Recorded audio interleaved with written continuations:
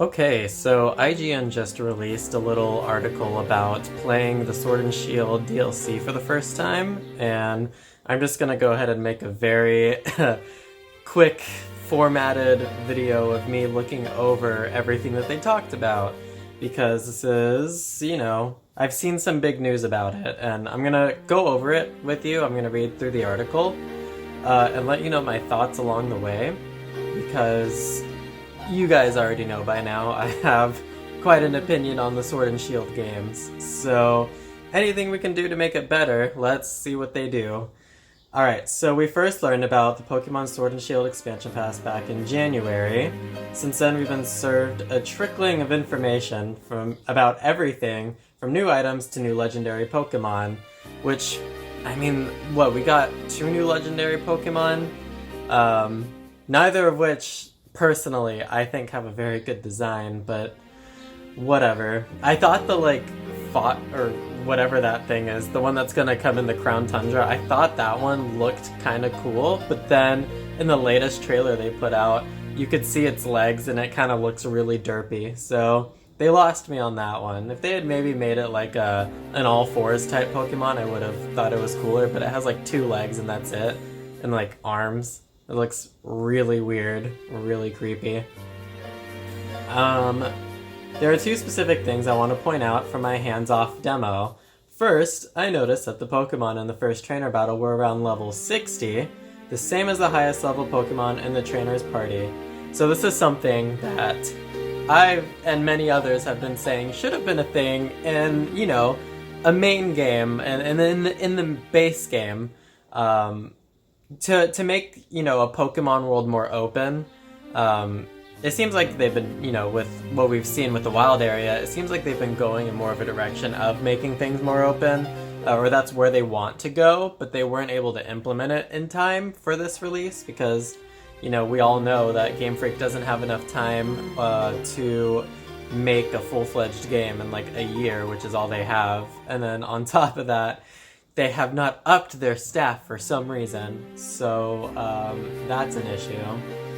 But this is a good step in the right direction. I mean, that shows us that Game Freak has at least learned how to scale things with the trainer that you play as, Maybe that can be a good sign for the future of more open-ended paths to go through in the story or something when you play through another Pokemon game in the future. Nintendo's Demetrius Boggs told me that the new Pokemon expansion pass areas, trainers, and wild Pokemon scale with your own Pokemon's levels. Specifically, Boggs confirmed the DLC areas would even scale to match a team of level 100 Pokemon. Okay, I thought maybe it was going to be a scaling of badges, but if they're saying it's scaling up to level 100, like with your Pokemon's highest level, then I think that's what's gonna happen, which is pretty cool. I like that. I like either idea, honestly, whether it was, scaling with the badges, or if it is really the scaling with the highest Pokemon in your team's level. Either one is cool. And this is especially useful because we know that you can access this new area in the DLC as soon as you get to the wild area. So if it's someone's first time playing through it, as soon as that new player gets to the wild area, they will have the option to go to the Isle of Armor. And when the Crown Tundra is released, they'll probably have the option to go to that one as well at the same time, which would be really nice. I think all of this should have been included for the $60 price tag. I think $90 for everything is ridiculous. Not only that, but these areas can be accessed as soon as you reach the wild area. Okay, I just said that. Have a full party of level 100 Pokemon. The Isle of Armor and the Crown Tundra will match your Pokemon's levels. Okay, so both areas are going to do that, not just the Isle of Armor. I figured as much. As of now, we're unsure whether the DLC areas will continue to scale with your level, or if the areas have locked to the level your Pokemon were when you first visit. I'm sure they'll continue to scale. There's no way it would stay, like if you got there early on in the game, left, and then went back after beating the main story. I doubt they would still be down there at level 20. That wouldn't make sense. because you could program either way, and I don't think you would want to program that way, you know? But we will update this as soon as we hear back from the Pokemon Company. Regardless, this is great news. Yeah, agreed. Anyone will be able to enjoy the Pokemon Sword and Shield expansion pass at an appropriate level regardless of how high or low level their Pokemon are. We already knew the Isle of Armor would at least include an additional wild area, but this demo confirmed that the entirety of the island is basically one big massive wild area with many more diverse terrains than on the mainland. I saw coastal beaches, swampy marshes, lush forests, gloomy caves, and even deserts during my short tour. That's probably everything, but that's a good amount of things, you know, especially since this is only the first area of the DLC. At many intervals during the story, and upon entering new areas, the camera swept over each spot, creating a beautifying panoramic effect that highlighted the topography of the island. That's nice. We didn't get that. No, I guess it did pan over the wild area the first time you got there, but the wild area is not exactly a sight to behold. It's actually really ugly. One thing I want to go ahead and point out now, from the footage we've seen of the DLC, I think it looks way better. Like, the textures all look better, the trees even look better, the grass, everything just looks way better.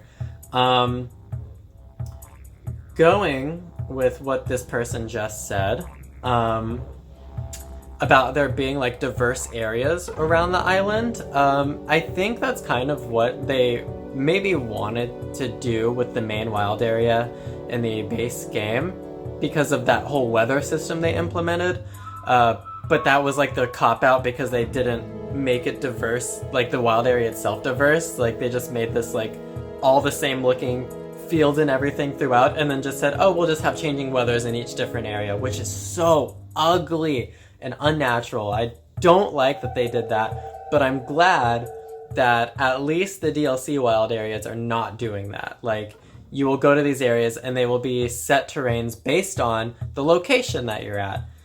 It's also nice that this is obviously a big open expanse, so it's not like you even have to deal with loading screens in between, which is really cool.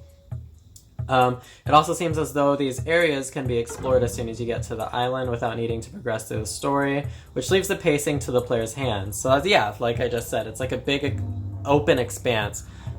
So, you know, you get to the Isle of Armor or the Crown Tundra, and the whole area is just going to be your oyster. You know, you just do whatever you want, in whatever order you want, it sounds like, and that's really cool. I like that a lot.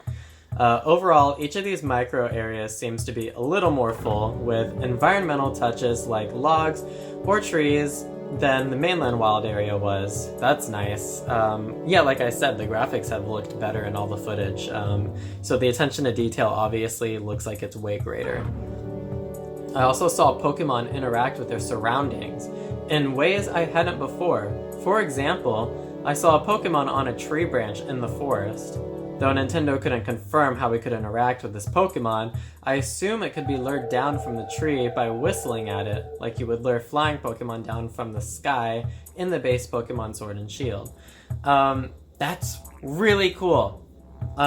That's one of the things I've wanted, and a lot of people have wanted. Like, I was not a fan of how the wild area was implemented, because you had these diverse Pokemon all just spread around in random spawn points, and that's all it was. When you have, you know, like Pokemon that you should be seeing them interact with the environment, but we don't see them doing that. They all just kind of walk around and just, yeah, they have little, like, 6 different personalities, you know, like some that, or maybe 3, I don't even know, like some that run away from you, some that come up to you, and some that chase you, so I guess that's 3, whatever, or some that ignore you, so I guess that'd be 4, I don't know. However many different personalities they gave. Like, you have that, but you don't have them interacting with the environment that they're around. Like, you just have a Steelix out in the open, you have a Gyarados in the water, and it doesn't even make splashes. Like, the most that we got was when you see like a Mantike or a Mantine jumping in the water, you'll see a splash. That's it. That's the most interaction we've seen with the environment so far. So seeing a Pokemon swinging from a tree or even hanging in a tree, whatever it's doing in the tree, that's pretty nice. Yeah, you probably do call it out with whistling, or you probably go up and shake the tree. It's probably one of those two. I also saw a huge, and I mean massive, whale lord in the water from the beach. I'm not sure whether this was a to scale representation of an overworld Pokemon, or if it was part of the story or had some other purpose. Most likely, it was a wild Pokemon in the overworld. I know that's not surprising, but seeing a giant Pokemon in the water brought me joy in that moment. Overall, I saw a large variety pack on this island, and I'm happy to report that a few of my personal favorites returned. So on the topic of this Whale Lord,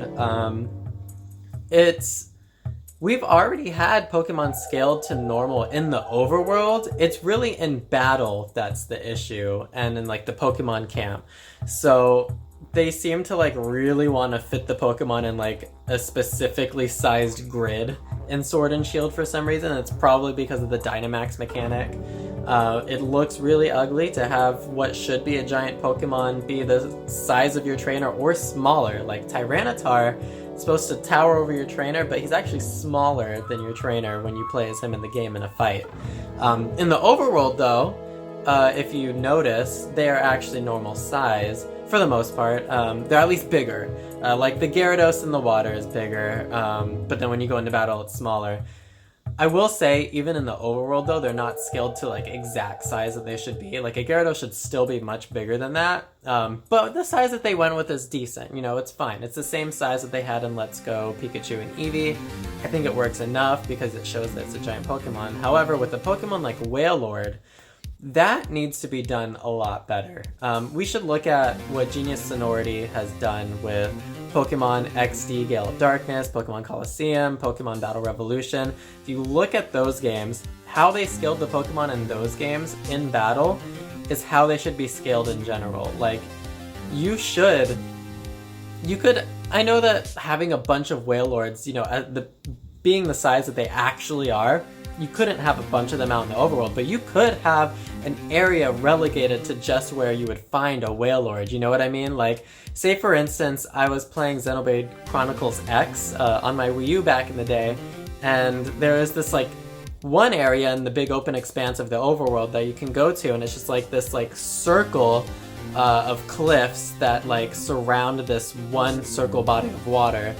And when you go down in that body of water, stupid me, who was a low-ass level, went down into the body of water, and this huge, giant, like, Xeno creature, metallic thing comes out of the water and, like, attacks me and one-shots me, right? So you could have something like that. Like, they have the resources to do this. Even if it is just a year, they have the money to hire enough people to where they can do this. Like, they could hire as many people that worked on Breath of the Wild or more, and it would be fine. It wouldn't even be a loss to them because the product that would come out would be worth it, and they already know that they're gonna sell well. Like, if you make a game that looks intriguing, it's gonna sell well, especially when it's already an established franchise like Pokemon. Everyone's gonna want that. Everybody. So, continuing on with the article though, that was definitely, in my opinion, I think that was just a scale to size Pokemon in the overworld. But I'm sure that when you go and fight it, and you reach into the battle, it's gonna be the size of your toe again. So, I did ask if the large inclusion of old Pokemon previously unavailable in Pokemon Sword and Shield was in response to player feedback, but the Pokemon Company's Elvin Gee said that the Isle of Armor expansion was already being developed before Sword and Shield were released, so it seems as though it is always the plan, though he couldn't be certain. I think the fact that he didn't say yes or no is telling. It's definitely something in response to the fan outcry and the harsh criticism. Because, I mean, they have to make a choice here. They have to make a choice of good animation or more Pokemon. Or they could do both. They could do both, but they're obviously not going to because they're lazy. They have obviously chose to add more Pokemon. I think originally, when they were working on this, they didn't add as many Pokemon as they were going to, but with the outcry, they probably added more Pokemon in compared to what they were going to add before. Because I think we're getting over like 200 or 300 added back now. It's still not the full amount of Pokemon, but it is a large amount. I don't think it's going to end up being... I'm pretty sure it'll still be less Pokemon than what was in Sun and Moon. Or maybe around the same amount, something like that.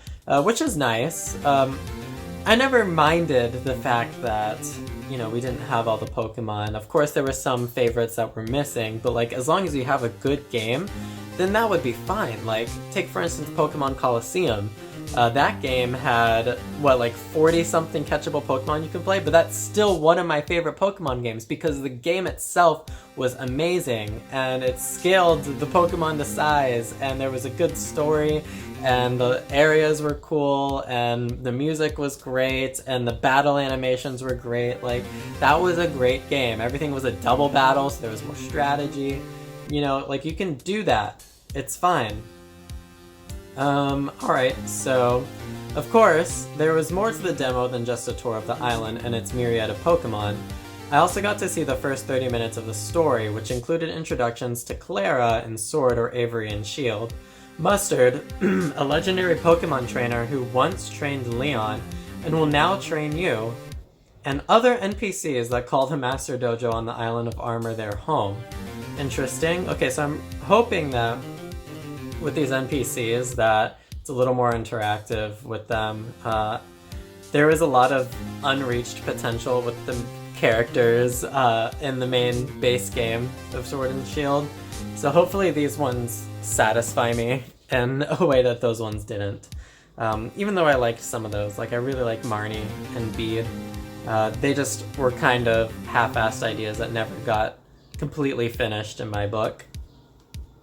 Because this demo was for Pokemon Sword, the Poison-type Pokemon trainer and our rival for this expansion, Clara, greeted us upon arrival. She quickly outed herself as a self-interested, mean girl type, but her antics were nevertheless amusing. After defeating her in battle, she instructs you to not approach the dojo. However, this is of course where you must go to progress the story. That's cute. In a game where the NPCs are constantly telling you where to go, I guess this is a step up to have her tell us not to go where we need to go. So that's kind of cool. Once inside the dojo, after a quick battle, you're presented with a choice and the introduction of a move tutor that will accept Armorite 1 or Armorite Ore as payment. Why was that so hard for me to say? Then, Mustard explains that the dojo's apprentice must complete 3 trials in order to learn the dojo's secret armor. One of the challenges involves collecting Max Mushrooms, which are used to create the previously revealed Max Soup, which unlocks the ability for a Pokemon to Gigantamax. Though I only saw a single different trial, one I can't reveal just yet, it reminded me of the minigames you get as a part of Pokemon Sun and Moon's Island Challenge, except perhaps less involved. Okay, in some ways that's cool, in other ways it's kind of disappointing, because I do want more interactivity. So minigames are nice, but he said it was less involved, which is kind of sad, because I don't think Sun and Moon's trials were particularly involved in the first place, so that sucks. However, the Max Soup things to make your Pokemon Gigantamax is great, because I've been thinking it was so stupid that I can't Gigantamax a Pokemon I caught in the wild. Like, whatever happened to catching a Pokemon and loving it, like, and trying to like make that Pokemon the best it can be? Instead, they want you to like keep catching Pokemon of the same kind, and it kind of feels heartless to leave behind the first Pokemon of a certain species that you bought just to get a better one, you know? That's terrible. Like, get what you take, or take what you get, and roll with it. Like, that's how I feel about it. Like, I make a bond with the first one I catch, and I've always wanted that to stay that way. So that's nice that I'll be able to take my favorite whatever Pokemon that should be able to Gigantamax and make them Gigantamax, even though I didn't catch them in a max raid battle. That's nice. It's worth mentioning that I saw a mysterious Pokemon looking over the main character from the top of the dojo. This, of course, ended up being Kubfu, blah blah blah. And then we know that this Pokemon is an integral part of the story of the Isle of Armor DLC, and its evolution is dependent on which of the 2 towers that you choose to face, the Tower of Darkness or the Tower of Waters. Don't know which one I'm going to choose. I like water a lot, but I feel like a Tower of Darkness would look cool. I wonder what it's going to look like inside, if there's going to be like some sort of trial for that too or something. We don't have much detail at all on that, which is interesting. I think Cub Fu is really cute. I don't know if I'll want to evolve him anyway, because the evolutions don't really speak to me in particular. I like more cutesy Pokemon, not so much the powerful, intimidating ones. I saw one of those pagoda-like towers on the coast of the island, but that's as much of the story that I saw and can reveal now. Oh, except the customizable bikes. I didn't see the menus for this, and Nintendo and the Pokemon Company couldn't give me any additional information, but I saw 2 different bikes with different trails, similar to the trails that you unlock for your cars in Rocket League. That's cool. I'm down with that. There's nothing wrong with more customization. I loved exploring the wild area and catching a wide variety of new Pokemon in Sword and Shield. In fact, it was one of my favorites new features, considering that the Isle of Armor DLC seems right up my alley, though I do hope the story is robust on its own and doesn't rely on Pokemon catching as a way to artificially pad its playtime too much. Then again, who doesn't like catching Pokemon in new places? So I agree with all of that. That seems to be what Sword and Shield's motto was padding itself out with like shiny hunting and breeding and max raid battles over and over and over again, which is repetitious and boring. Like, we want constant engagement. You need constant engagement for a good game. In a game that had little to no post-game, like the post-game in the base Sword and Shield game was shit. If this had been in here this entire time as a post-game, that would have been amazing. That would have been maybe worth $60 if you have the Crown Tundra and Isle of Armor from the get-go, but otherwise what we got was just really padded out with the extra stuff that most people don't want to do, and we're left with basically just a 15-hour game, which is really short, and there wasn't much meat in that 15-hour game. So all in all, this seems like a bunch of steps in the right direction. I'm going to talk about this now. They didn't mention it in the article, but from the footage I've seen, I saw some cutscenes. You know, of course we had the trailers. There was cutscenes that looked really good. Finally, we have good-looking cutscenes other than just the Eternatus one that we got in the main game. And then on top of that, I saw in like another game, and part of the gameplay demo that, you know, they showed us in footage, in one of the videos that I saw on YouTube, it showed them actually animating that bird taxi thing. I forgot the name of the bird already, the bird Pokemon that like carries you in the taxi, which is sad because that was one of my favorite new Pokemon, but that one, they actually animated it flying you, and that was a major complaint a lot of people, including myself, have had, that we didn't get to see that. Like, they talk about it throughout the entire game. It's supposed to be like a main feature of the region, but then you never see it fly you anywhere. And they actually animated it. When you go to the Isle of Armor, the Crown Tundra, it's like flies down and drops you off, and you see it finally. About damn time, that's all I'm saying. But yes, this is all steps in the right direction. The team, I know that it's a separate team that's working on this DLC. The team that's working on this DLC sadly seems to have way more attention to care and detail. Attention to detail. They're actually doing the things that, you know, you would want to see in a Pokemon game, you know, such as a Pokemon swinging in a tree that should be swinging in a tree, you know, and not just spawning in a random location on a map. Having diverse areas on the open area, like a swamp area, a desert area, instead of the weather just changing really randomly and sporadically and it looks ugly. Like, this is much better, it's much more integrated, it's much more natural. This is what we want and this is what we need. We need the Pokemon to be skilled more as well though, so while these are a bunch of steps in the right direction, there's still a bit more I think they can do. What they should do in free updates, such as fixing the draw distance for a lot of the things, like at least the NPCs. The draw distance for Pokemons, like, that's fine because they're constantly popping up. Like, I don't mind the draw distance for the Pokemon per se, but like the NPCs should not be popping up nearly as close to you as they do. Like, they need to be seen in the distance. And same thing with buildings and landmarks and trees and things like that. Those should also not be popping up like 2 feet in front of you when you're walking through an area. That should not be like that. That is completely terrible in a game that hardly, it struggles to run at 30 frames per second, and you're having also pop-in issues? That shouldn't be a thing. They need to fix that in a free update. They also need to fix the scaling of the Pokemon. They're probably not going to do it in this game, but the next game better not have that. I definitely think it's a product of Dynamax being a mechanic, which is, in my opinion, a lame mechanic, and it's kind of stupid, and I think it was their cop-out to not skill all the Pokemon properly, honestly. So it's just them being lazy because they wanted to fit everything in a grid to make things easier for themselves. But this is a good sign. This is definitely a good sign. These 2 new wild areas look much more expansive, much more natural to traverse, much more interesting to traverse.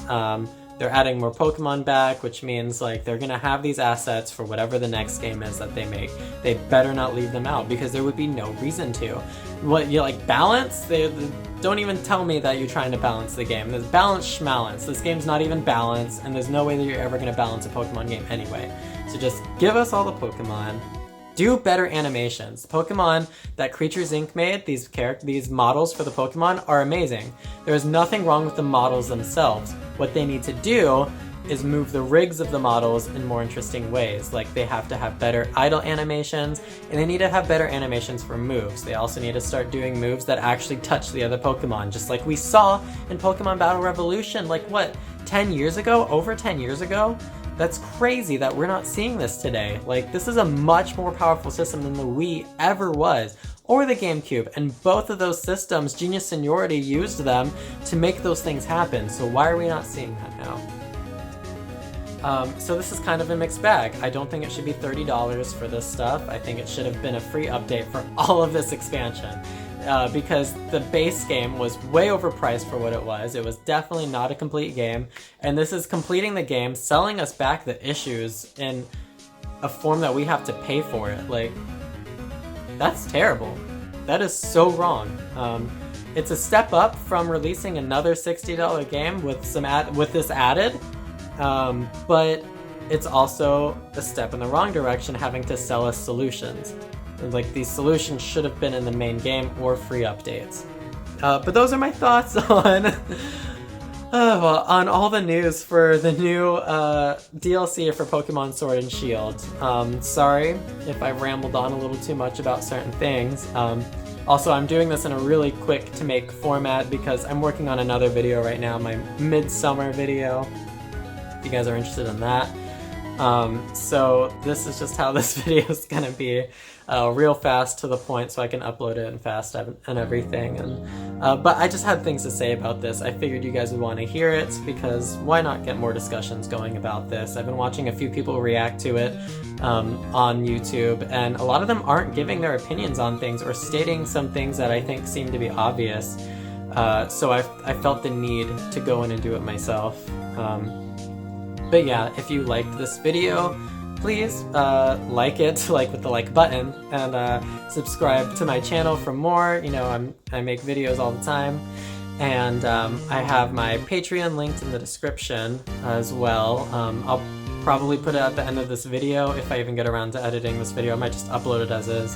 But if I don't make an end card to this video, you know, it'll definitely be in the description. Damn, this is this is the frumpiest I've ever looked on camera, maybe? Nah, I've looked frumpier before, but like, I just did this so quickly and out of the blue. Apologies for that. My videos are usually a little more structured than this. But yeah, until the next video, I will see you guys later. Peace.